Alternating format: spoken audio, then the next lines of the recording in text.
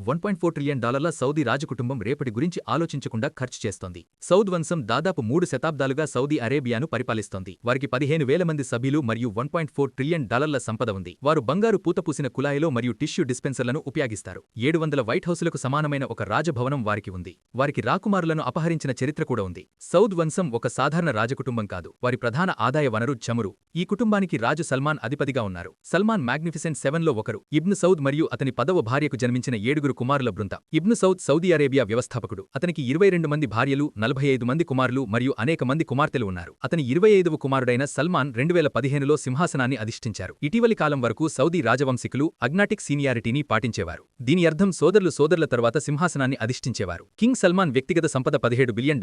ఫ్రాన్స్లోని వాలోరిస్లో ఆయన ఒక విలాసవంతమైన విల్లా ఉంది. ఆయన ఆ ప్రాంతాన్ని సందర్శించినప్పుడల్లా సమీపంలోని బీచ్ను మూసివేస్తారు. ఇది స్థానికులకు తీవ్ర ఆగ్రహం తెప్పిస్తుంది. కానీ కొంతమంది సౌదీ రాజవంశికులు చాలా దాతృత్వ గుణం కలవారు. ప్రిన్స్ అల్-వలీద్ బిన్ తలావ్ అల్ సౌద్ వారిలో ఒకరు. ఆయన అరేబియన్ వారెన్ బఫెట్ గా పిలుస్తారు. ఆయన బ్యాంక్ ఖాతాలో $30 బిలియన్ పైగా ఉన్నాయి. కానీ ఆయన ఇప్పటికే తన బిలియన్ల డాలర్లను దాతృత్వానికి బదిలీ చేయడం ప్రారంభించారు. అల్-వలీద్ తన సంపద మొత్తాన్ని దానం చేయాలని యోచిస్తున్నారు. అయినప్పటికీ ఆయనకు 3 రాజభవనాలు ఉన్నాయి. ఆయన ప్రధాన నివాసం కింగ్డమ్ ప్యాలెస్. ఇది సుమారు 700 వైట్ హౌస్లకు సమానం. ఇందులో 1500 టన్నుల ఇటాలియన్ మార్బుల్తో అలంకరించబడిన 317 గదులు ఉన్నాయి. ఈ ప్యాలెస్లో బంగారు పూతపూసిన కుళాయిలు మరియు 250 టీవీలు ఉన్నాయి. కానీ ఆ కుటుంబంలో అత్యధికంగా ఖర్చు చేసే వ్యక్తి అల్-వలీద్ కాదు. ఆ ఘనత మహమ్మద్ బిన్ సల్మాన్ అలియాస్ ఎంబీఎస్ కు దక్కుతుంది.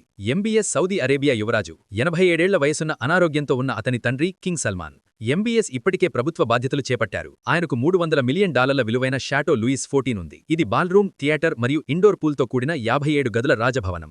ఎంబీఎస్ కు న్యూయార్క్ నగరంలో అనేక విలాసవంతమైన అపార్ట్మెంట్లు ఉన్నాయి. ఆయన $500 మిలియన్ విలువైన సెరీన్ అనే పడవలో విహరిస్తారు. ఇందులో 15 గదులు మరియు అనేక స్విమ్మింగ్ పూల్లు ఉన్నాయి. యువరాజు వద్ద ప్రత్యేకంగా తయారు చేయబడిన ఒక ఎయిర్బస్ 380 కూడా ఉంది. దీని విలువ $450 మిలియన్.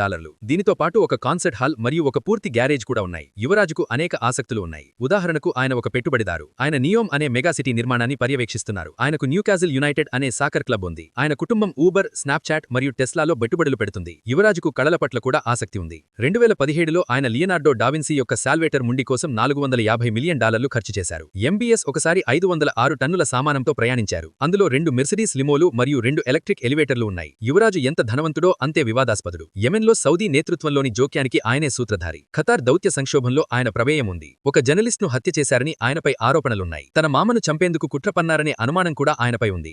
ఎంబీఎస్ రష్యా నుండి ఒక విష ఉంగరాన్ని పొందాలని కోరారని ఆరోపణలున్నాయి. ఒక మాజీ సౌదీ అధికారి ఆయనను ఒక మానసిక రోగి మరియు హంతకుడు అని అభివర్ణించారు. హింస వారి కుటుంబంలోనే ఉందని స్పష్టమవుతోంది. సౌద్ రాజవంశం అసమ్మతి యువరాజులను క్రమబద్ధంగా అపహరించింది. ఇది శతాబ్దాల నాటి అధికారం కోసం పాకులాడే రాజరికం యొక్క వాస్తవికత.